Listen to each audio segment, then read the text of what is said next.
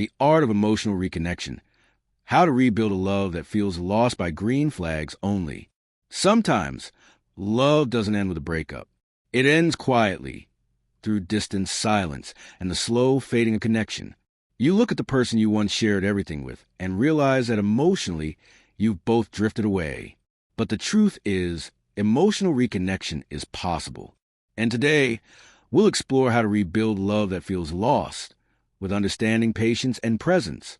1. Understanding emotional distance. Emotional distance doesn't appear overnight. It grows from unspoken words, unmet needs, and moments when we turn away instead of turning toward.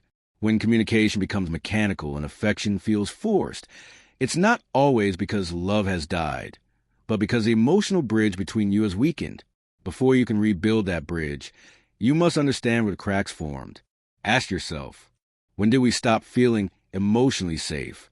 When did we stop listening to understand and start listening to defend? This kind of reflection isn't about blame. It's about awareness, because awareness is the first step toward reconnection. 2. Reconnection starts with presence. One of the most powerful ways to rebuild emotional intimacy is through presence. Put away the distractions. Look your partner in the eyes. Listen not to respond, but to receive. Sometimes, the greatest gift in healing emotional distance isn't a grand gesture. It's simply showing up fully. Be curious again. Ask your partner what they've been feeling, not just what's wrong. And share your truth without rehearsing it. Vulnerability is the bridge back to closeness. 3. Relearning emotional safety. Reconnection can't exist without emotional safety. If either partner fears judgment, criticism, or rejection, the heart will stay guarded. Create space where both of you can speak honestly, even if the truth is uncomfortable. Practice compassion before correction. When your partner opens up, resist the urge to fix or argue. Sometimes they just need to feel heard. Because love isn't about perfect communication. It's about safe communication. 4.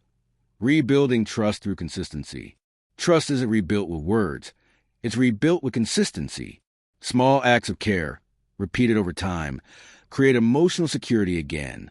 That means showing up when you say you will, keeping promises, even the small ones, and letting your actions match your intentions.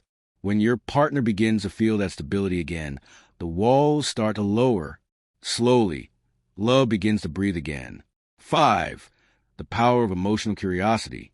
A healthy reconnection requires curiosity, not just about your partner, but about yourself.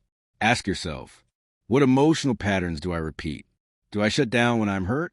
Do I expect my partner to guess what I need? When you become emotionally self-aware, you stop waiting for connection to just happen. You start co-creating it. 6. Sometimes reconnection means letting go. Here's the hardest truth. Not every emotional reconnection leads to reconciliation. Sometimes, healing means accepting that you both need to grow apart to rediscover yourselves. If the relationship can't be rebuilt, let it end with understanding, not resentment. Emotional reconnection can still happen within you, because the goal isn't always to rebuild a relationship, but to rebuild your heart. Love is a living thing. It needs attention, honesty, and care. When we lose connection, it's not always the end. Sometimes it's an invitation to begin again with more awareness and tenderness than before. Green flags only. Thank you for watching and reflecting with me today. Remember, healing isn't about rushing back to what was. It's about learning how to reconnect with love, patience, and grace.